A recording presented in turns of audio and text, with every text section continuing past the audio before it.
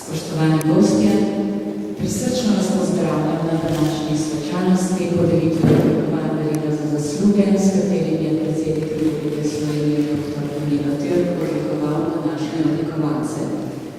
Dovolite, da današnjo svečanost začnemo s predstavitvijo obrazložitev predsednika Republike glede posameznih odlikovanj, ki bo predsednik Republike Slovenije vročil odlikovancem.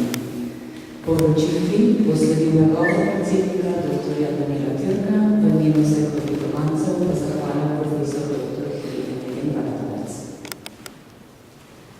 Predsednik Republike Slovenije dr. Danilo Türk je na podlagi 7. alineja 1. odstavka 107. člena Ustave Republike Slovenije, na 4. točke 7. člena in 7. člena Zakona o odlikovanjih Republike Slovenije z redom za zasluge odlikoval profesor dr. Lučko Kaj